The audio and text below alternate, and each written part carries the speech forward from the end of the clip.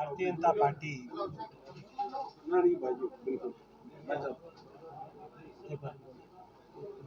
दोबारा से भारतीय जनता पार्टी की सरकार की कार्यशैली ऐसी रही है जिसमें सरकारी तंत्र का, सरकारी एजेंसियों का लगातार दुरुपयोग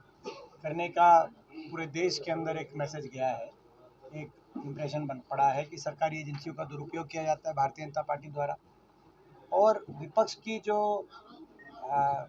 आवाज़ है, उस विपक्ष की आवाज़ को निशाने पे लिया जाता है और विपक्ष के जो अलग अलग पूरे देश के अंदर जो इस प्रकार की जो विपक्ष की प्रखर आवाज़ें हैं, उनको सरकारी जांच एजेंसियों द्वारा निशाने पे लिया जाता है। ये कोई आश्चर्यजनक करने वाली बात नहीं है, ये इनकी एक साधारण कार्यशैली का हिस्सा बन गया है। लगातार पिछले इतने वर्षों से हम देख रहे हैं, चाहे ईडी द्वारा सोनिया जी का, राहुल जी का, मल्लिकार्जुन खड़गे जी का, उनको समन कर बुलाकर और उनसे इस तरीके से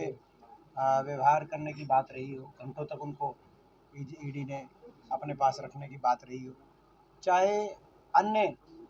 जो अलग अलग प्रदेशों में अलग अलग विपक्ष के नेता हैं, चाहे वो कांग्रेस हो या दूसरी पार्टियों के अन्य दलों के नेता हों, केवल कांग्रेस की बात नहीं, चाहे वो पश्चिम बंगाल में टीएमसी के नेताओं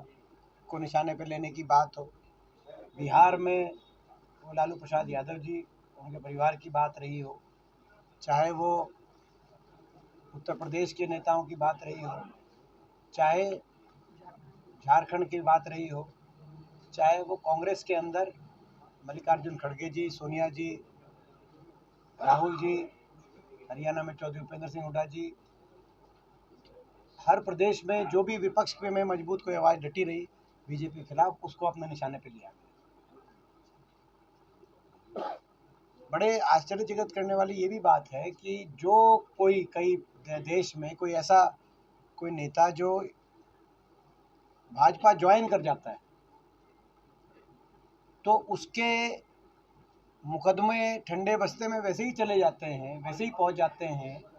जैसे कि ईडी का नोटिस देने के बाद जो कंपनियां चंदा देती हैं, उनके मुकदमों का समाधान हो जाता है। उसी रूप से मैं समझता हूं कि ये कार्रवाई चल रही है, देश देख रहा है, मगर दुर्भाग्यपूर्ण है, लेकिन आश्चर्यचकित इस घटनाक्रम से हम नहीं। आचार संहिता के बाद भी मंत्रिमंडल का विस्तार किया गया है, आपके विधायक हैं ये मैं समझता हूँ नियमावली में और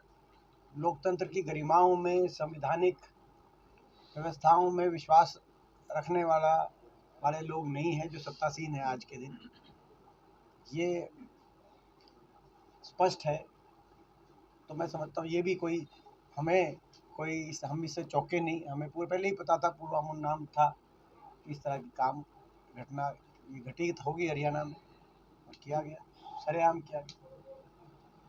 रात के 10 बजे तक आप बाजार में मौजूद हैं, कितना आश्वस्त है कि साथ देंगे? देखिए, हमारा लगातार पिछले 4-5 महीने से पूरे क्षेत्र के अंदर घर घर कांग्रेस का कार्यक्रम चल रहा है, जिसका एक ही उद्देश्य है कि लोगों के बीच में जाकर कांग्रेस का एक सकारात्मक विकल्प हरियाणा के अंदर, आज हर वर्ग इस सरकार से दुखी है। आज इस सरकार में अर्थव्यवस्था चौपट, विकास की पटरी से हरियाणा उतर गया, बेरोजगारी में देश में नंबर 1 बन गया हरियाणा,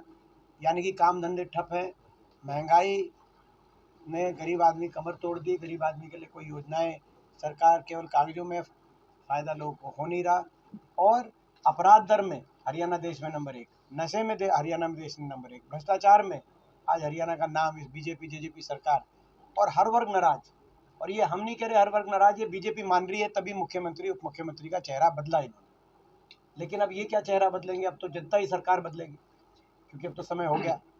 जो इनका समय था, कार्यकाल था, वो तो पूर्ण 2-4 महीने की बात रह गई। अब तो जनता ही सरकार बदलेगी, दुखी है जनता, हरियाणा की जनता बदलाव चाहती है, और हरियाणा की जनता 10 वर्ष का जो स्वर्णिम कार्यकाल चौधरी उपेंद्र सिंह हुड्डा जी के नेतृत्व में हरियाणा ने देखा, हर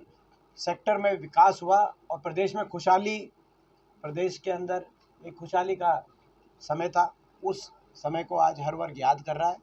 और हरियाणा में बदलाव का मन बना लिया लोगों ने। क्योंकि सब कांग्रेस की गारंटी होती है, कांग्रेस की गारंटी, लेकिन यहाँ पे भाजपा की गारंटी ना होकर मोदी की गारंटी है। इस चीज को कैसे देखते हैं? ये तो इस चीज़ को हम क्या देखें, तो भाजपा वाले देखें, इस चीज़ को भाजपा वाले देखें। लेकिन ये ज़रूर है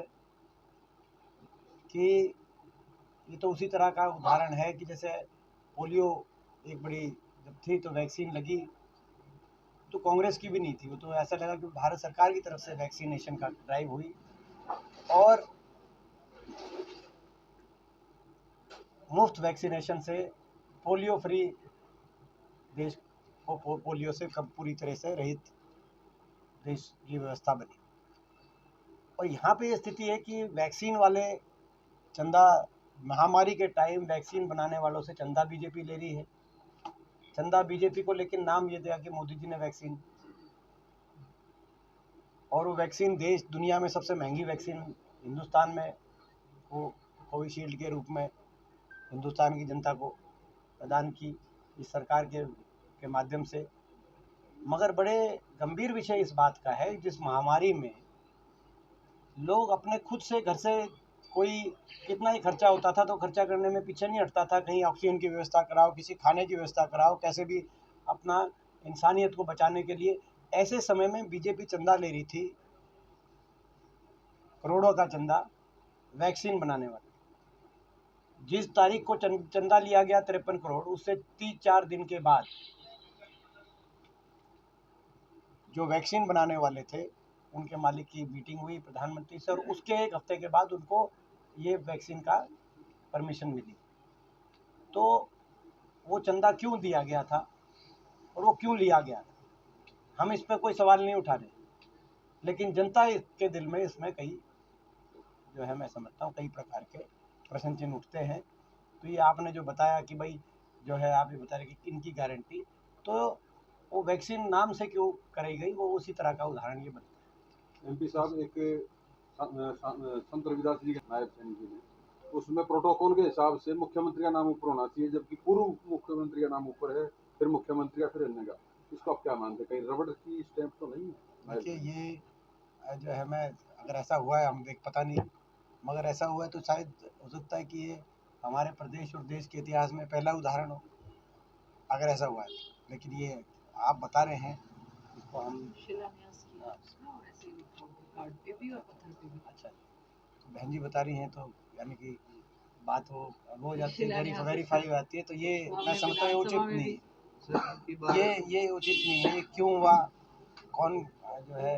ये सही नहीं। भोसले विधानसभा से भी टीम आपके साथ है, रात के 10 बजे तक मेहनत करी, तो कितना सकारात्मक मानते हैं? साहब, मुझे लगता है कि 9 की 9 विधानसभाओं में 9 की 9 ना सिर्फ रोहतक लोकसभा सीट से लोग का आशीर्वाद मिलेगा, मैं आश्वस्त हूँ, मगर 9 की 9 विधानसभाओं में मुझे लीड मिले, कांग्रेस पार्टी को लीड मिले। चलो।